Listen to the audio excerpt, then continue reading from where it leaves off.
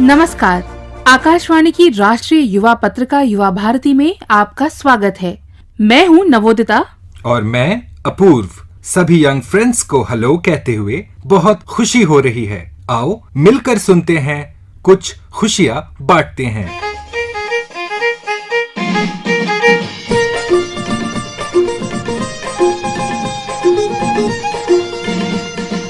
युवाओं के सरोकारों का दर्पण नए विचारों का ये है युवा भारती, ये है युवा भारती, ये है युवा भारती। हम युवाओं के लिए ये बड़ा ही एक्साइटिंग हैपनिंग टाइम चल रहा है। एग्जाम्स, रिजल्ट्स, एडमिशन्स की बातें तो अगली बार, उसके परे भी तो हमारी दुनिया है। बिल्कुल। फिलहाल मैं तो बिजी हूँ अपने ट्रैवल प्लान्स में, अपने बाइकर्स ग्रुप के साथ। कल रात लैपटॉप पर हिल स्टेशंस की खोज की तो पता चला कि कोडाईकनाल, ऊटी और इधर शिमला, मसूरी, नैनीताल के अलावा भी एक से बढ़कर एक बढ़िया जगहें हैं हमारे देश में। वो तो है, लेकिन मैं तो कहती हूँ हिल स्टेशन कोई भी हो, जरा हटके हो, यानी टूरिस्ट की भीड़ भाड़ वाली जगह से थोड़ा दूर, जहाँ कुछ नया सीखने समझने को मिले, चाहे साइंस हो या फिर परफॉर्मिंग आर्ट्स। दोस्तों, नवोदिता बातों ही बातों में इशारा करना चाह रही हैं कि आज है इंटरनेशनल डे ऑफ एस्ट्रोनॉमी और इंटरनेशनल डे ऑफ डांस, और 30 अप्रैल को है इंटरनेशनल डे ऑफ जैज। बिल्कुल सही। जरा चेक करना कालिम्पोंग या शिलोंग में यूथ हॉस्टल के बारे में। हाँ, जगह ऐसी हो कि ट्रिप के दौरान कम से कम वहाँ एक किताब ही पढ़ ली जाए। जानते हो ना, इस बार विश्व पुस्तक दिवस की थीम है इंडिजिनस लैंग्वेजेस। बिल्कुल। मैं तो इन दिनों लद्दाखी सीख रहा हूँ ताकि बुद्धिस्ट लिटरेचर को बेहतर समझ सकूं। कितना कुछ है हमारे देश में सीखने सिखाने के लिए। भाषा केवल अभिव्यक्ति का ही माध्यम नहीं है, बल्कि भाषा समाज की संस्कृति और विरासत को भी सहेजने का काम करती है। साथियों, हमारे यहाँ भाषा की अपनी खूबियां हैं। मातृभाषा का अपना विज्ञान है। इस विज्ञान को समझते हुए ही राष्ट्रीय शिक्षा नीति में स्थानीय भाषा में पढ़ाई पर जोर दिया गया है। हमारे प्रोफेशनल कोर्सेज भी स्थानीय भाषा में पढ़ाए जाए, इसका प्रयास हो रहा है। आजादी के अमृतकाल में इस प्रयासों को हम सब ने मिलकर के बहुत गति देनी चाहिए। 30 अप्रैल को ही एक ऐतिहासिक घड़ी है, खासतौर से युवाओं की दुनिया में। ठीक सुबह 11 बजे माननीय प्रधानमंत्री के मन की बात की 100वीं कड़ी प्रसारित की जाएगी। और हम सभी जानते हैं कि पिछले लगभग 8-9 वर्षों के दौरान इस अनुपम संवाद श्रृंखला गाथा ने देश विदेश के युवाओं के जीवन और कार्य के अनगिनत पहलुओं को छुआ है। Education, career, entrepreneurship, sports, adventure, यहाँ तक कि लेखन और कला संस्कृति के फील्ड्स में भी माननीय प्रधानमंत्री के आशीर्वचनों ने युवाओं को आगे बढ़ने की प्रेरणा दी है, उन्हें हौसला दिया है। आजादी के अमृत काल में उन्होंने विशेष रूप से हमारे स्वाधीनता संघर्ष में युवा बलिदानियों के अतुलनीय योगदान को रेखांकित करते हुए आज की युवा पीढ़ी को उस परम त्याग भावना से अवगत कराया। और प्रतिस्पर्धा की जगह अनुस्पर्धा का उनका दिया मंत्र आज भी न जाने कितने युवाओं को बैलेंस्ड सेल्फ डेवलपमेंट के लिए इंस्पायर करता होगा। इसी उपलक्ष्य में विज्ञान भवन नई दिल्ली में एक भव्य राष्ट्रीय कॉन्क्लेव का आयोजन किया गया। आमंत्रित गेस्ट में अनेक यूथ आइकन्स भी उपस्थित थे। उद्घाटन सत्र में माननीय उपराष्ट्रपति ने कहा, तो मन की बात ने इतनी बड़ी क्रांति कर दी, सकारात्मक बदलाव ला दिया, लोगों के जीवन को बदल दिया, वो मुमकिन कर दिया जिसकी कल्पना नहीं की थी, जिसका सपना नहीं किया। Ladies and gentleman, I am happy to be part of this momentous occasion in our history, where India is taking an epochal twist for the better, rise to a level which is its due. Attainment is scheduled in 2047. I commend to everyone that past episodes of Mann Ki Baat will help you improve your knowledge, will motivate you, will inspire you, and will expose Indian culture, history to us. ये सिलसिला यूं ही जारी रहे, खास तौर से हम युवाओं की खातिर। सुनते रहिए नेशनल यूथ मैगजीन युवा भारती।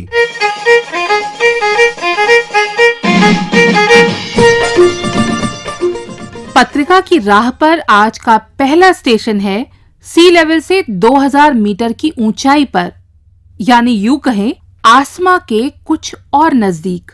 इस खुशनुमा मौसम में कुछ रूमानी हो जाए एस्ट्रोफिजिक्स रिसर्च स्कॉलर्स की दुनिया में झांककर। क्यों नहीं, सुनते हैं उनके सपनों का आसमां कैसा होता है। इस समय हम मनोरा पीक स्थित ARIES Aryabhatta research institute of observational sciences में है। यहाँ पर रिसर्च तो हो ही रहा है, साथ साथ कई यंग रिसर्च स्कॉलर्स भी हैं। सर, मेरा नाम अमर आर्यन है और मैं यहाँ पे एक शोध छात्र के रूप में कार्य कर रहा हूँ। अमर, ये बताओ एस्ट्रोफिजिक्स की तरफ कैसे ध्यान गया भाई? शुरुआत कैसे हुई? जहाँ तक शुरुआत की बात है सर, तो इसमें मेरी रुचि है वो बचपन से ही थी। मैं शुरुआत से ही तारों और चंद्रमा और सूर्य के प्रति आकर्षित रहा था, शुरुआत से ही।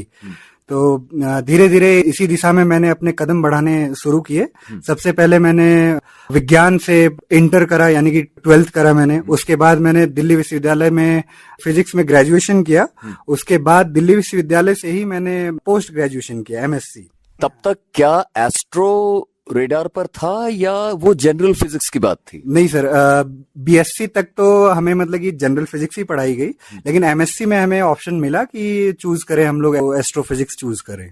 ये था। तो MSc में जो एक तरीके से आप कहें कि जो मेरा बचपन में सपना था, उसको मैं अब एक विषय के रूप में पढ़ रहा था। तो वहां से मेरी जो रुचि है वो इस विषय में और ज्यादा बढ़ती गई।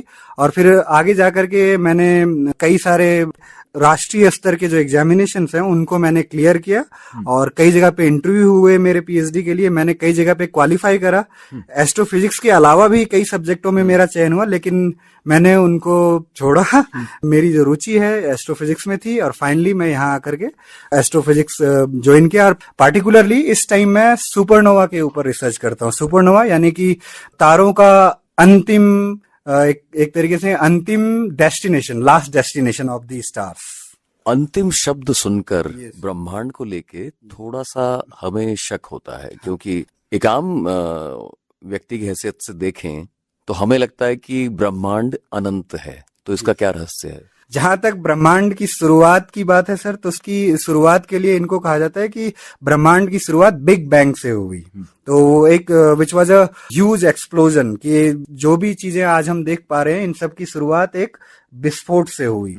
और ये माना जाता है कि जैसे आप कहते हैं कि ब्रह्मांड जो अनंत है, तो अनंत इन द सेंस कि ये कॉन्टिन्यूअसली एक्सपेंड हो रहा है। तो इस दिशा के कारण हम कहते हैं कि ब्रह्मांड जो अनंत है, चूंकि ये हमेशा फैलता जा रहा है, ये तो इसके छोर के बारे में नहीं जानते हैं हम। तो जब इस सेक्टर में आ ही चुके हो, तो आगे चलकर एग्जैक्टली क्या करने का इरादा है? एग्जैक्टली अगर आप कहें तो जैसे हमारे भारत में क्या क्या ऑप्शंस हैं, अगर आप हमें पूछें तो पहला ऑप्शन तो ये होता है कि मैंने PhD करी है, अभी PhD कंप्लीट करूंगा विद इन 6 मंथ और सो।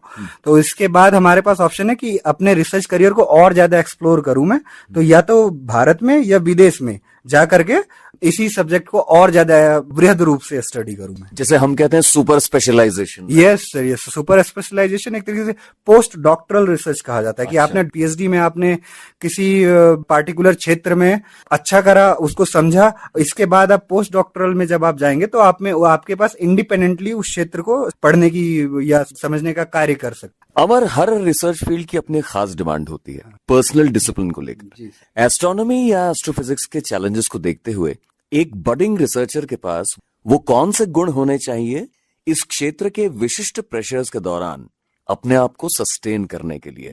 जैसे हम देखते हैं आप इस परिसर में रहते हैं, इतना शांत वातावरण है, ज्यादा लोग नहीं दिखते, निश्चित रूप से किसी और संस्था उसे तुलना की जाए तो ये अलग वातावरण है, बिल्कुल। उसमें अपने आप को संभालना भी है आपको। तो अगर आप गुणों की बात करें तो पहला गुण तो मैं ये कहूंगा कि चाहे आप खगोल शास्त्र में ही करें या किसी और विषय में पीएचडी करें, आप में धैर्य बहुत आवश्यक है। क्या बात। पीएचडी के लिए आपके पास ठीक ठाक धैर्य होना चाहिए, ठीक है। उसके बाद फिर आप पार्टिकुलरली जब खगोल शास्त्र की बात कर रहे हैं तो खगोल शास्त्र के जो अधिकतर इंस्टीट्यूट्स हैं, यानी कि इंस्टीट्यूट प्लस ऑब्जर्वेटरीज जहां पे टेलीस्कोप्स वगैरह होते हैं, वो काफी रिमोट लोकेशन पे होते हैं।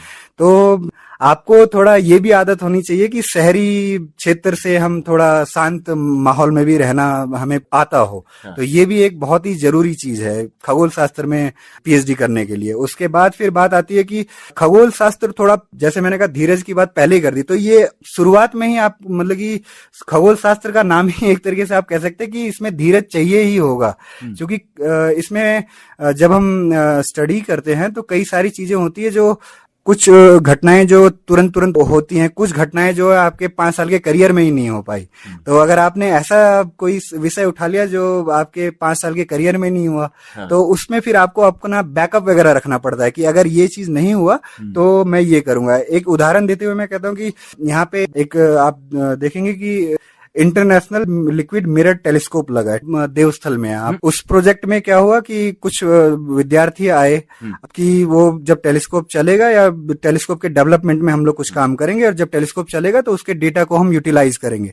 लेकिन कोविड वगैरह के कारण कई चीजें डिले हो गई, तो अब तो वो छात्र के पास तो 5 वर्ष का ही समय है। तो उसने क्या किया कि उसके बैकअप में भी कई चीजें करी। तो इस तरीके का बैकअप हमें रखना पड़ता है कि ऐसे आप डिपेंडेंसी नहीं रख सकते कि यही चीज होगी तभी हम मतलब कि हमारी पीएचडी होगी, अदरवाइज नहीं होगी। तो यही सारी चीजें हैं कि आपके पास धैर्य होना चाहिए, आपके पास चीजों का बैकअप होना चाहिए, शहरी माहौल या भीड़ भाड़ से थोड़ा शांत रहने की कैपेसिटी होनी चाहिए। यहाँ पे ये भी है। अमर, बहुत से युवा तुम्हें इस समय आकाशवाणी की यूट्यूब लिंक के माध्यम से सुन रहे हैं, उन्हें चलते चलते 2 बातें बताओ। ए, इस एस्ट्रो रिसर्च लाइफ का तुम्हारा सबसे एक्साइटिंग मोमेंट, और बी, उन लोगों को यानी हमारे श्रोताओं को इस दिशा में कुछ करने के लिए, मतलब शौक से या करियर के रूप में प्रेरित करने के लिए कुछ टिप्स। पीएचडी छात्र के लिए उसका पहला पब्लिकेशन काफी स्पेशल होता है, तो that was the very special moment for me.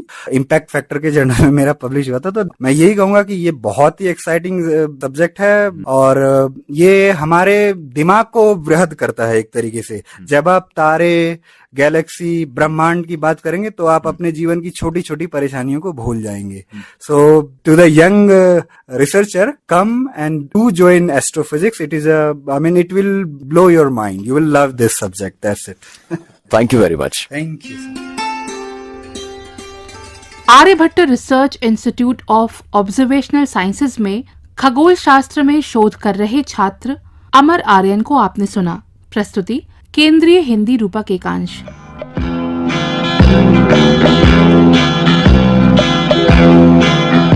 इंतहा हो गई इंतजार की। Friends, international day of dance और इंटरनेशनल जैज डे को एक ही प्लेटफॉर्म पर देखना हो तो बॉलीवुड की पुरानी फिल्में बेहतरीन एग्जाम्पल्स हैं। कई मशहूर सॉन्ग्स के ऑर्केस्ट्रेशन में जैज विधा की खूबसूरत झलक मिलती है।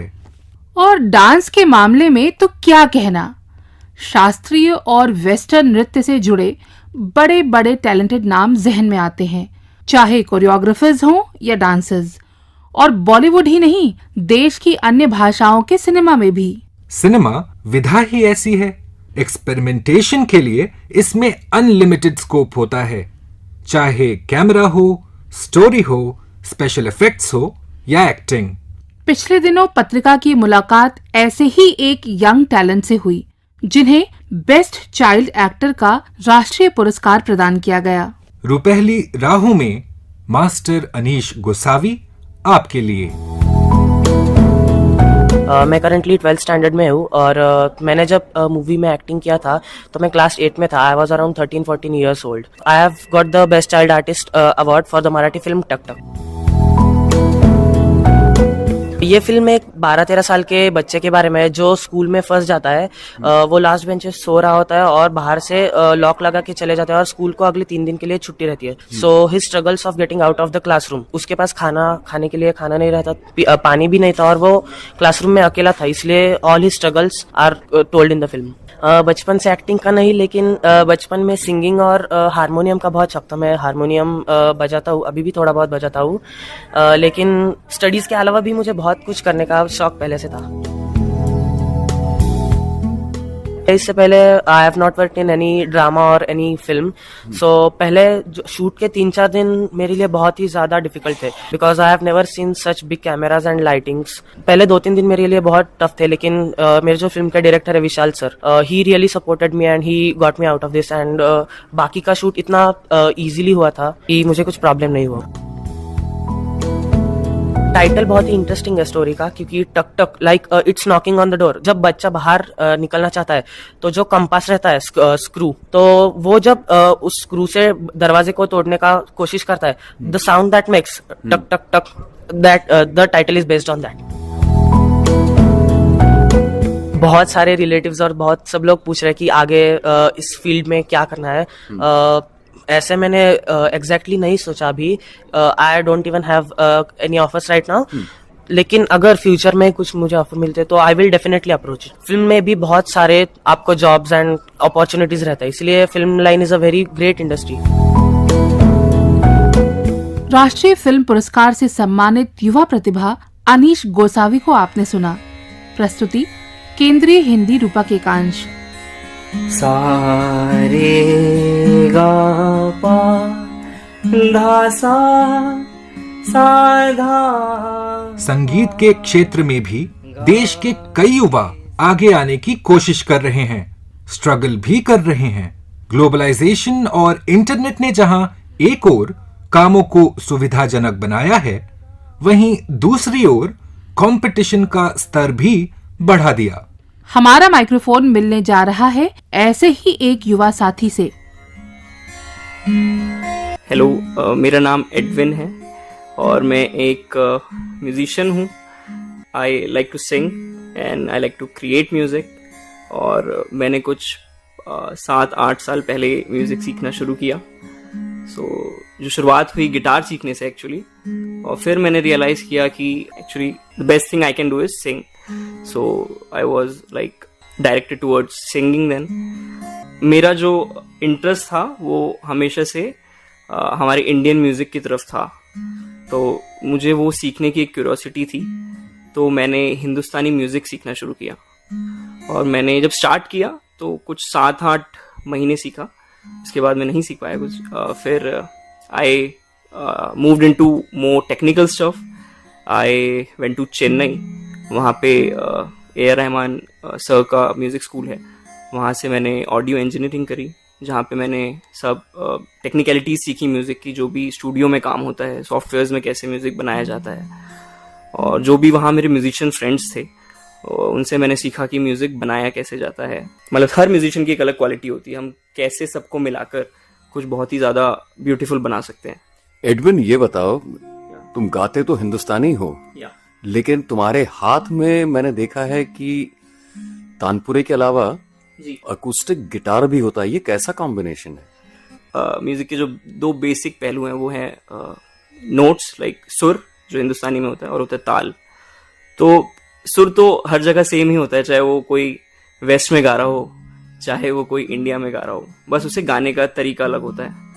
तो हम हिंदुस्तानी लोग कुछ अलग तरीके से सुर को गाते हैं और वेस्ट वाले कुछ अलग तरीके से, पर दोनों मिल भी सकते हैं क्योंकि है तो सुर ही, और उनकी ताल भी अलग हो सकती है, हमारी ताल भी अलग हो सकती है, पर साथ में मिलकर कुछ नया बन जाता है. तो ये दोनों एक दूसरे के अपोजिट नहीं है. जैसे आपने कहा कि आपने गिटार हाथ में ले रखा है पर आप हिंदुस्तानी गाते हैं, वो एक्चुअली उसे एक अलग कलर देता है. जब 2 कल्चर्स मिलते हैं कुछ नया अच्छा बनता है. आई थिंक कुछ गाना गाने का मन कर रहा है?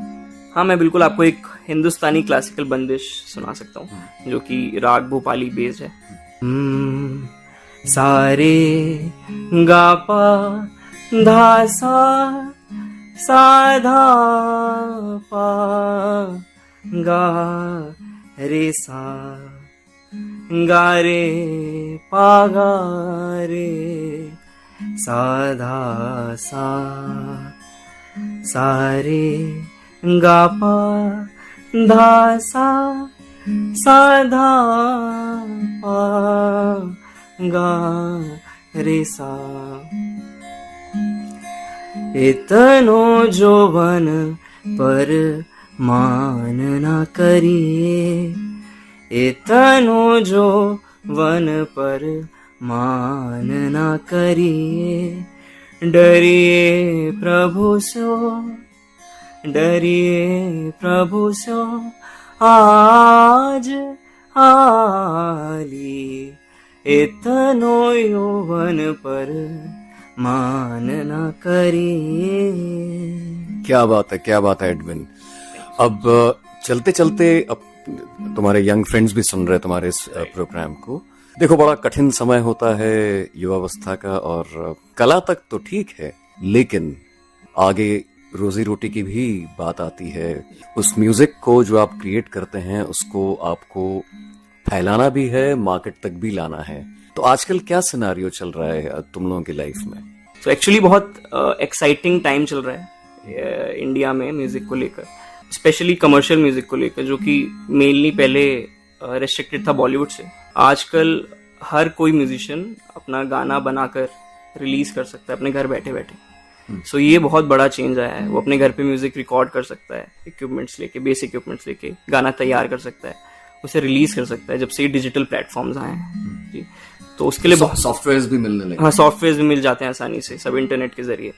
सो बहुत आसान हो गया है म्यूजिक बनाना उसके लिए। लेकिन फिर अगर हर कोई अगर ऐसा करने लग जाए तो फिर कंपटीशन बढ़ जाएगा, फिर क्या करेगा कोई?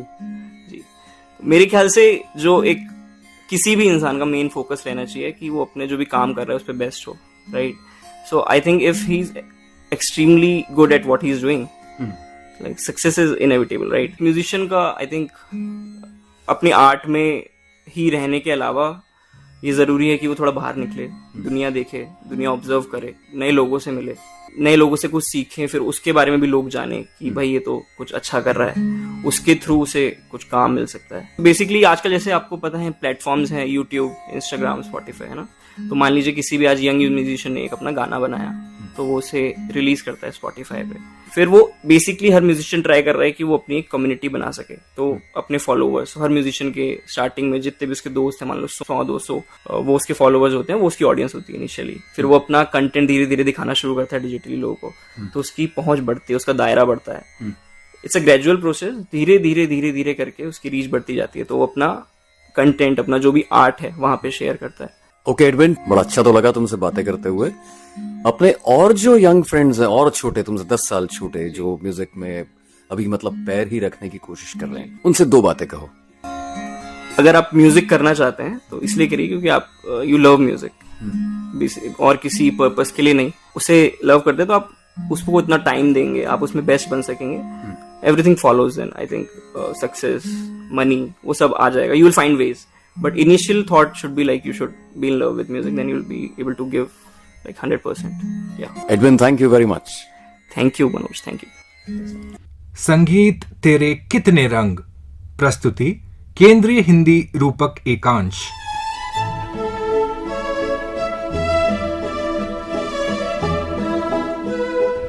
लौटते हैं एक बार फिर साइंस एंड टेक्नोलॉजी पर, क्योंकि आप में से कई दोस्तों के लिए ये बात यूजफुल साबित हो सकती है। CSIR ने इन्हीं दिनों 1 वीक 1 लैब अभियान के तहत देश भर में फैले अपने 37 रिसर्च संस्थाओं की लैब्स 1 सप्ताह के लिए आम जनता और छात्रों के लिए खोल दिए हैं, ताकि वहां किया जा रहा रिसर्च वो नजदीक से देख सकें। इसी सिलसिले में नई दिल्ली स्थित नेशनल फिजिकल लेबोरेटरी में युवा पोर्टल को लॉन्च किया गया, जिससे उभरते यंग स्टार्टअप्स को आइडेंटिफाई किया जा सके। मैं हूं CA राजकीय अग्रवाल। इस स्टार्टअप महाकुंभ में आने का मेन उद्देश्य ये था कि हम और भी जितनी स्टार्टअप्स हैं उनसे मिल पाए, और गवर्नमेंट किन किन सेगमेंट्स में क्या क्या कर रही है इसका भी हमें पता चले। हमें हाल ही में गवर्नमेंट ऑफ इंडिया से जो सपोर्ट मिला नेशनल स्टार्टअप अवार्ड के रूप में, उसके बाद शायद गवर्नमेंट की जितने भी इनिशिएटिव होते हैं उनके बारे में जानना अब हमारे लिए और भी इम्पोर्टेंट हो गया है। नेशनल स्टार्टअप अवार्ड जो हमारी कंपनी स्टडी एट होम को मिला, स्किल डेवलपमेंट कैटेगरी के लिए मिला। हम भारत की युवाओं को स्किलफुल बना रहे हैं। वो फाइनेंशियल स्किल्स हैं, कम्युनिकेशन स्किल्स हैं, ड्रेसिंग एथिकेट है, डाइनिंग एथिकेट है, लगभग हर वो चीज है। 35-40 कोर्सेज हैं जिससे बच्चा तुरंत ही कमाने योग्य हो सकता है। मैं हूं तृप्ति वर्मा। हमारा study at home learning app है जहां पे कोई भी बच्चा आकर के उसको ऐप को डाउनलोड करके पढ़ सकता है। हमारे स्किल डेवलपमेंट कोर्सेज बहुत ज्यादा लोकप्रिय हैं, खास करके स्टॉक मार्केट और क्रिप्टो करेंसी और जितने भी फाइनेंशियल नॉन फाइनेंशियल स्किल्स। और सबसे खास बात ये है कि वो कोई टीचर ही पढ़ाता है, कोई टेक्नोलॉजी, कोई एआई, कोई मशीन नहीं पढ़ाती है। जैसा आप बच्चे क्लासरूम में बैठ के पढ़ते हैं, अगर आप ऑनलाइन भी पढ़ रहे हैं तो आपको वैसा ही फील होगा, आपको लगेगा क्लासरूम लर्निंग ही आपको मिल रही है। हाँ, ये बताइए कि ये बैठे बैठे एक दिन आइडिया कैसे आया? मैंने हिंदुस्तान की एक बहुत कठिन मानी जाने वाली पढ़ाई चार्टर्ड अकाउंटेंसी की, वो क्वालिफाई की, लेकिन सिंस मेरा एकेडमिक्स अच्छा था तो मैंने शुरू से ही एजुकेशन मतलब टीचिंग को ही अपना करियर ऑप्ट किया। स्टार्टिंग फेज में मैंने फाइनेंस पढ़ाया और लगभग हिंदुस्तान के सभी कोनों में पढ़ाया है, लेकिन ग्रेजुअली मुझे ऐसा महसूस हुआ कि जब हम लोगों को अप्रोच करके पढ़ाते हैं तो एजुकेशन महंगी हो जाती है। कुछ ऐसा सॉल्यूशन बनाना चाहिए जिससे एजुकेशन एक जगह तैयार हो और वो मासेस तक पहुंचे, तो वहां पे अफोर्डेबिलिटी आएगी और लोग उससे जुड़ पाएंगे। तो जब मैं स्टूडेंट्स के बीच था और ये महसूस कर पाता था कि एजुकेशन पहुंचा तो रहे हैं लेकिन अफोर्डेबल नहीं है, सबको नहीं पहुंचा पा रहे हैं, तो जब इस डायरेक्शन में सोचना शुरू किया तो वहीं शुरुआत हो जाती है स्टडी एट होम की।